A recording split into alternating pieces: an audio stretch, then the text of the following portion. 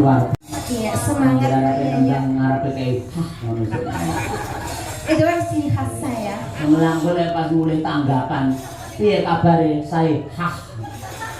Sabar iso bunder-bunder kayaknya. Nggih. Sehat ati? Sehat. Alhamdulillah sehat selalu. Anak-anaknya lah ya sami sukses di sekolah. Iya, sukses alhamdulillah berkat doa saya. Loh, saya ini ibu yang sangat solehah loh untuk anak-anak saya. Doa saya tuh tembus langit ke-7. Wah iya. Tembus langit 7 bablah ning neraka jahanam. Ayo, aku yang ngomongnya ditiru ana mahasiswa aku lho.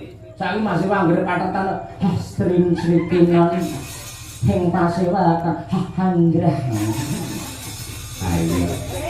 Ayo usume ngangge ha saiki. Hastrin Srikinon ngono ya. Haleng-leng ayo. Hamiat. Ayo. Ilailo itu. Iya, karyanipun Bapak Tek Sutejo. Ayo. Jadi sak bisa-bisa mung dilihat cak bagus, gandeng kita menggunakan karya-karya orang lain untuk menghargai karya tersebut diatur iki karyane iki ngono. Tek Sutejo. Ayo. Yen lagu gandrung iki wis sapa wae? Kae Pak Anjarani. Waduh gila. Bisa kanca-kanca. Ora iso ngono kuwi. Kowe anggere kok jalu bangsa lawas-lawas. Kanca-kanca yang lahir Udakara taun 1876. Wis sepuluh-sepuluh. Sing putri sapa-sapa kena coba ya gandrung ya karo nggih budaya mutiara mumpung sowane Nganjuk.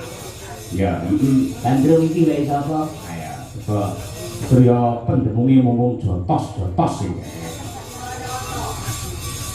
Jotos lainnya. Terus ini mendengi bergas tegas penuh dengan stamina lho. Nah, ini karo kanca lah ya. Tapi lek kangen-kangen lek betul ya pas ngene iki. Wis sesuk do ning kantore dhewe-dhewe. Gawanane pulpen karo do ngetik nang arep komputer. Ayo, Pak Heru yang mbak pengendang jos kaya ngono ngedep komputer gak SPG. Ayo. Maka diaturake gandrung karya Pak Anjarani Langur rumiyin putrine sinten jenengan pilih piyambak dengan tuding piyambak ora dengan sarirani piyambak. Yuk.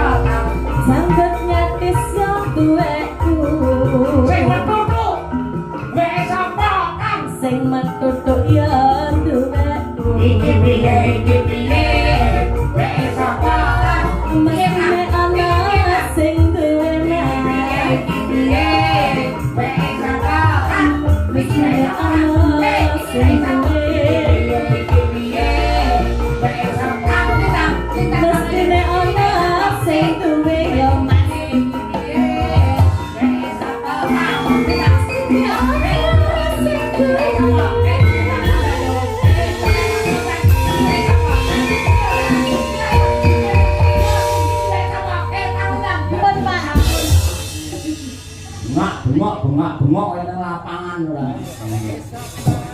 Apik temenanan iki. Ayo. Seneng banget aku.